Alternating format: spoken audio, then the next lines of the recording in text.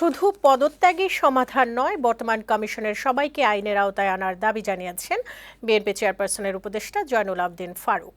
একই সাথে গণহত্যার দায়ে শেখ হাসিনাকে দেশে ফিরিয়ে এনে দ্রুত বিচারের দাবিও জানান তিনি। জাতীয় প্রেস ক্লাবের সামনে এক অনুষ্ঠানে তিনি এসব বলেন। পরে নয়াপল্টনে সংবাদ সম্মেলনে বিএনপির সিনিয়র যুগ্ম মহাসচিব রুহুল কবির রিজভী বলেন, গণমাধ্যমে সত্য প্রকাশে বাধা দিয়েছিল আওয়ামী লীগ, তবে মাঠের সাংবাদিকরা চাপের মুখেও সত্যের পক্ষে ছিলেন বলেও জানান তিনি। এ সময়ের স্বৈরাচারকে ভারতই টিকিয়ে রাখতে চেয়েছিল বলে অভিযোগ করেন রিজভী।